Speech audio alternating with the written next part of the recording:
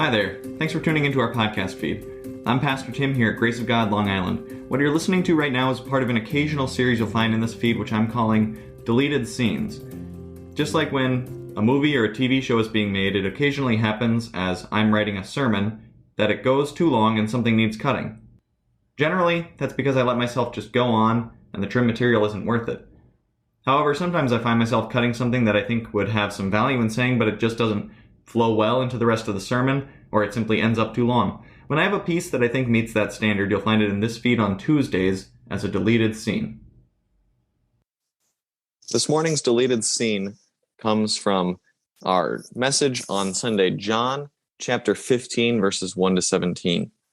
And as we get into this message, I want to take a moment to explain something about the Apostle John, the one who wrote down those words of Jesus that we read in that message from John chapter 15. The Apostle John was one of the 12 disciples of Jesus.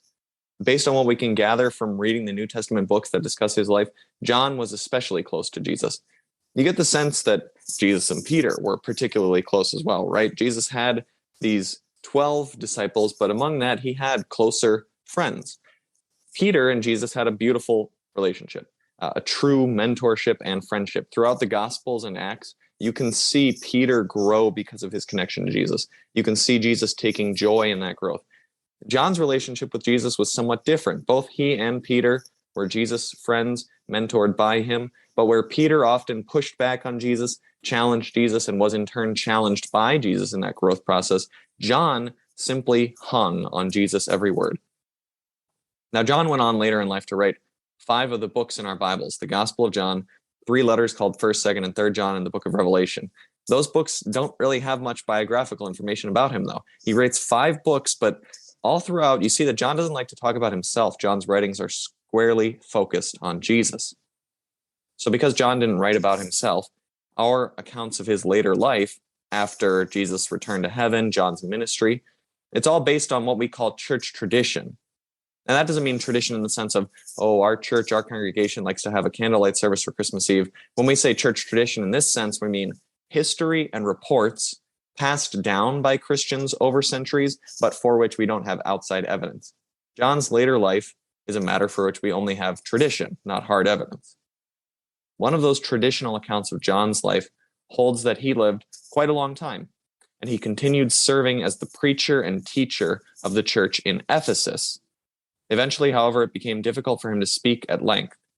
He was running out of strength. He had to be carried every Sunday to the spot where he would speak to the congregation. So at the end, every Sunday when he was carried up to deliver a message to his people, he gave them the same short message. Little children, love one another. Again, we don't know that this story is true. We don't have the outside evidence, but it's been passed down for so many years that we want to give it some weight. And frankly, if you wanted to sum up everything that John teaches us about what Jesus teaches us in 5 words, you really couldn't do much better. Little children. This is who we are. We're God's children. We're Jesus' brothers and sisters. We're adopted in baptism. God feeds us in the supper. We're little. We never leave the family home. We rely on our Father to provide for us every day, but we know that he does and he will. Love, he says, not put up with one another, not tolerate. Love. Speak truth to one another, admonish when needed, and comfort and encourage at all times. Share.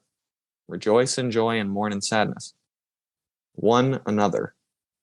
Each of us looking not to our own needs, but to the needs of others. Living as a community, in a community. Thinking of ourselves as branches, all connected to one vine, all bearing fruit that will last. Little children, love one another. Think over everything that's bundled into those 5 words and give thanks to the Father for Jesus, your brother, Savior, friends. That's our sermon deleted scene today. Music is What Words Can't Describe by Vlad Gluschenko at soundcloud.com/VGL9. Thanks again for listening. Please share our podcast feed with others and share with them the peace that you have in Jesus. I'm Pastor Tim Walsh at Grace of God in Dix Hills, 510 Deer Park, just north off LIE exit 51. Join us on Sundays at 9:30 a.m. God bless and keep you this week.